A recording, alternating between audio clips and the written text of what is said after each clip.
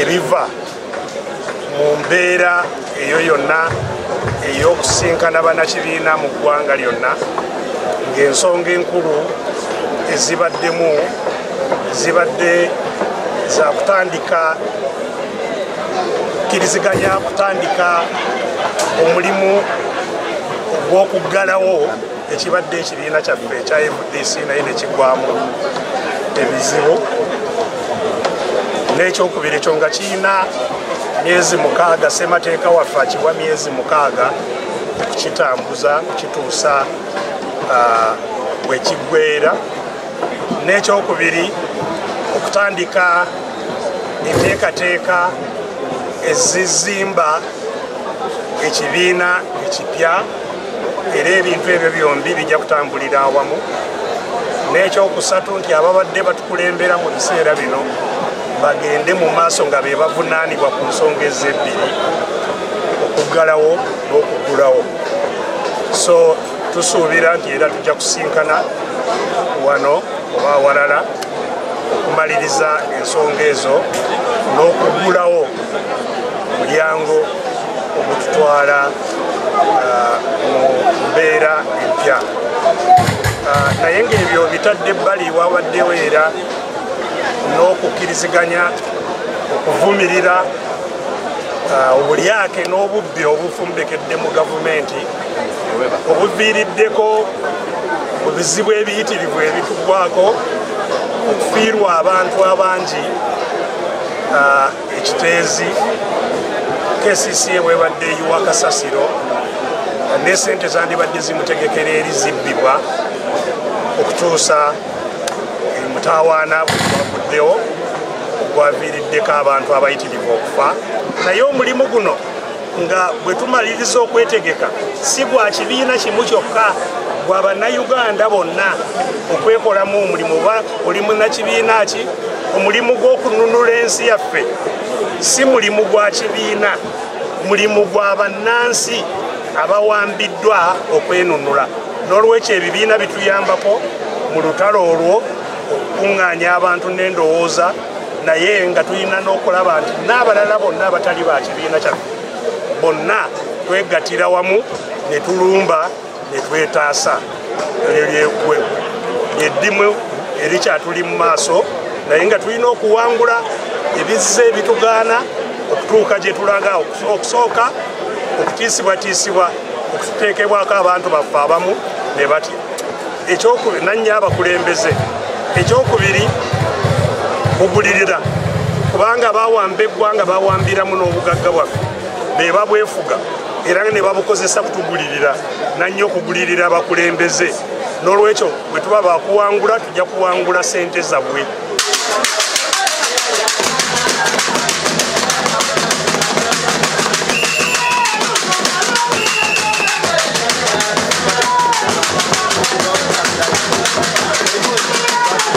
Namba emu tuggalewo FDC. Namba 2 tutandike ekibiina ekipya oba tufuneyo ekirala kye tuyingiramu nga tukitereeza tukitambuliremu. Ekyokusatu obukulembeze bwange bwongeddwayo ekisanja bukole ku mulimu ogwo. Ekyokuna okuvumirira ebyabadde okuvumirira gavumenti ku nsonga z'ekiteezi olw'okubanga yalagajjalira abantu bano. Ekirala kwe be bantu baffe abasibiddwa 36 abali e Luzira ne babanga baggalibwa bwemage nga balina okuteebwa era nga tulina okukola kyonna ekisoboka. Then n'omulimu ogw'okukwatagana n'ebibiina ebirala tubenga tutambuza olutabaalo luno n'okulaba abantu baffe bano abavubuka abazze basibibwa entakera ku bisango simanya nuisance aid and disorderly, abavubuka abajenizi abalwanyisa enguzi, okulaba nti nno tuvumirirwa ekyokubatulugunya n'okubasibira obwereere. Na bonna ba political prisoners abasibiridwa obwereere nga tukivumirira. Amangu ddala nga bwe kisoboka omulimu tugenda gutandikako bukwaku.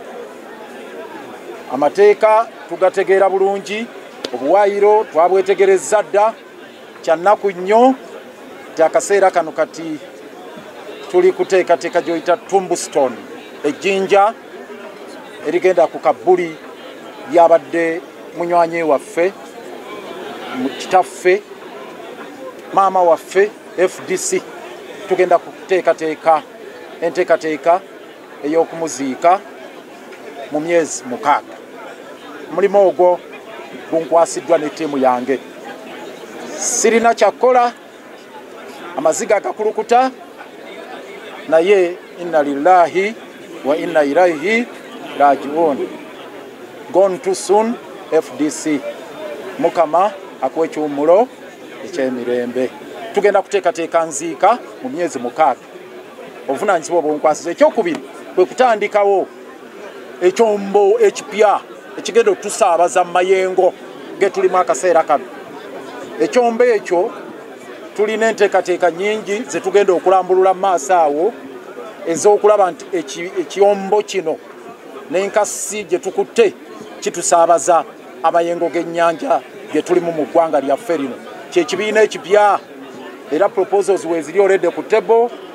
Amannya baagatuwadde ge balowoozaako ne butya bwe tuyinza okukikola, oba tulina bye tukwata ekibiina ekirala, oba tutandikawo kipya ne tutandika registration y'emikono 55 okuva mu districts, oba biki ebyo byonna tugenda bikolako. Tumanye emiziziko egiriwo ewamwambi abakama okuwandiisa ekibiina tugitegeera bulungi, naye njagala obakakasa nti tumaliridde obukulembeze bwaffe obwange bw'enkulembera tumaze okwebuulirira ku mulimu ogwo. Namutika w'enkuba kyagenda mu maaso n'okutawanya ab'omu ddokolo era abantu abasukka mu 8 bo tebakyalina bebeegekaluba olw'amataba okubasalako nga kati we twogerera babundabunda n'entambula esanyaladde kw'ossa n'ebikumi by'abalimi okukaaba twawanga ntulege oluvannyuma lw'ebirime byabwe okusaana wano ssentebe wa ddokolo James Otto wasinzidde n'ategeeza nti embeera ebayinze kubanga abantu tebakyasobola kukakkalabya mirimu gyabwe.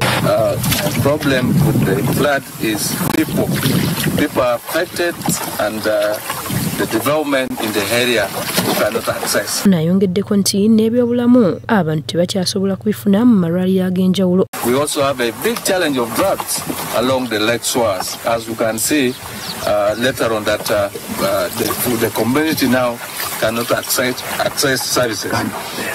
This flood has cut us off health services. Ono James Otto wasinzidde n'akubira gavumenti omulango ogutakungula okubazimbira nayikontho kussa ne kaabuyonjo kubanga abantu tebakyalina bebeeyambira kibayambeko okwewala endwadde nga kolera. We would pray that if there's a way we get water, some borehole around the lake shore where my borehole has been submerged, and the latrines, the toilets is not in place.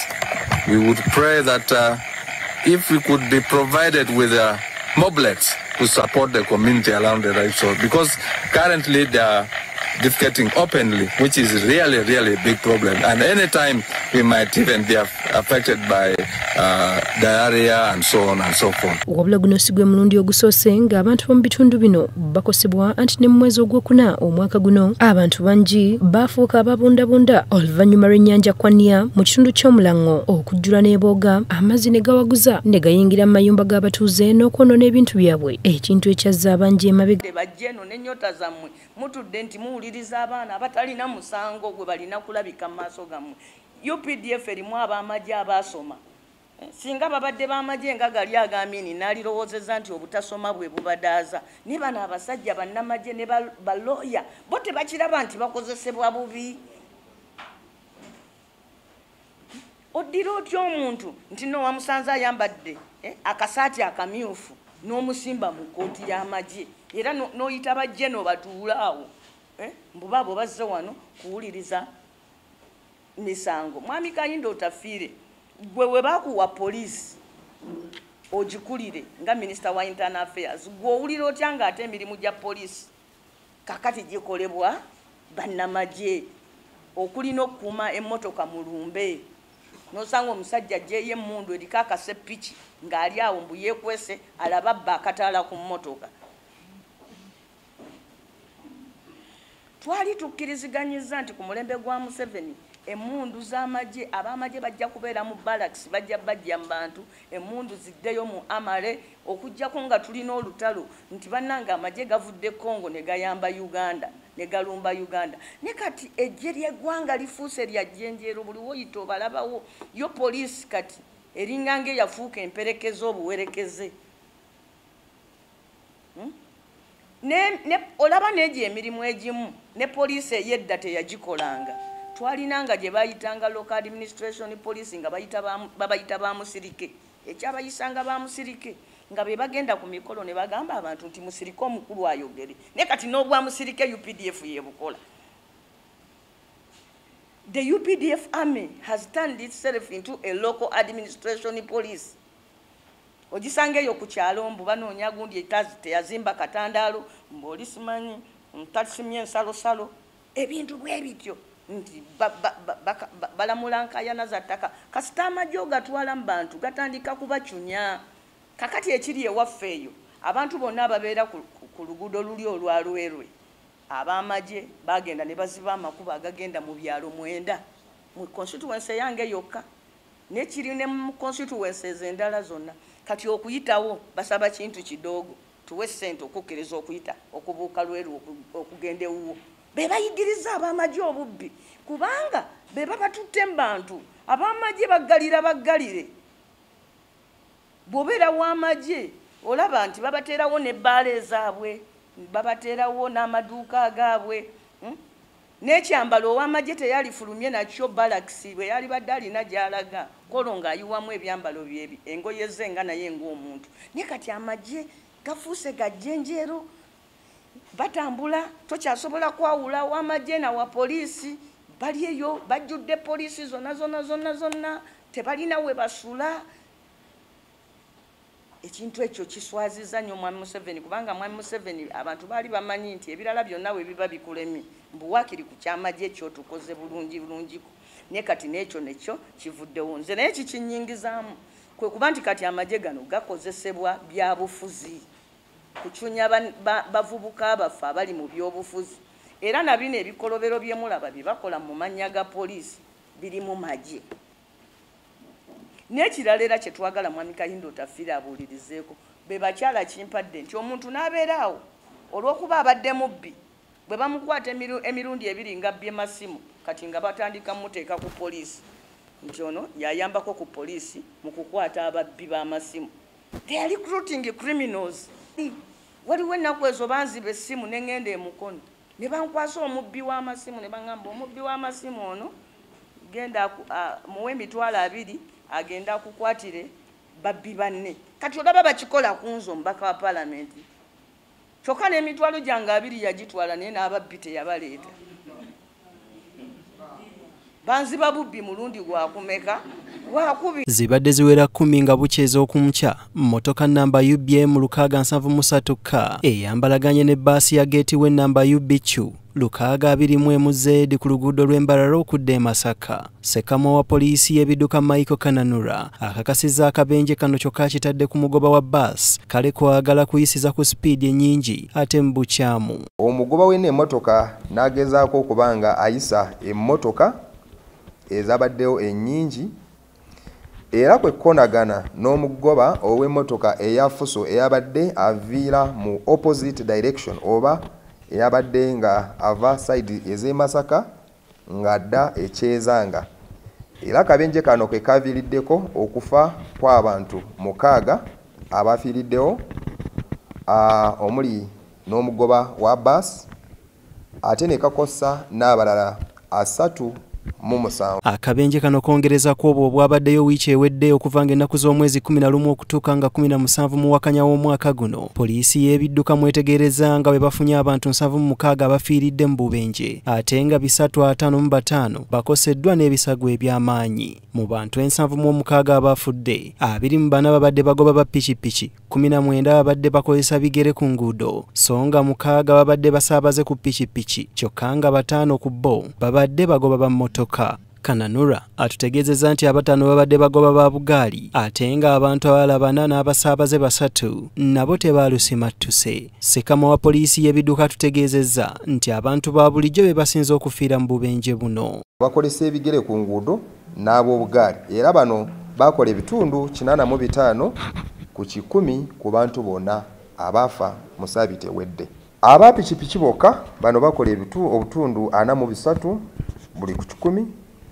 Ab'ebigere bakola ebitundu 25 ku 100 ate ab'obugaali ne bakola obutundu 7 ku 100. Ab'emmotoka omuli abasaabaze n'abagoba b'emmotoka bano bakola obutundu 11 ku 100 ku bantu bonna abaafa. Obubenje buno bwaviira ddala kuyisa mu bukyamu nga kyakola ebitundu 31 ku buli 100 nga kw'otadde n'okuvugisa endiima n'ebitundu 25 ku buli 100.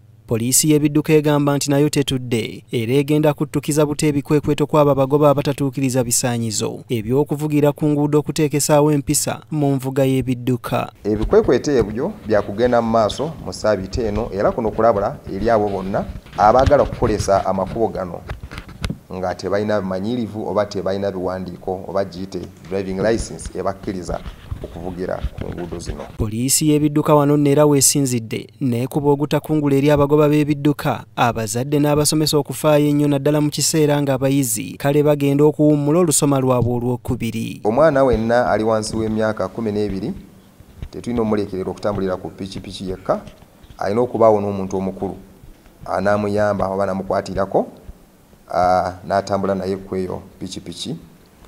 Ate n'okubanga tutambula n'abaana oba okubaakampaninga ku nguudo eziri bize ennyo nga kuliko mmotoka n'epikipiki n'abantu bangi.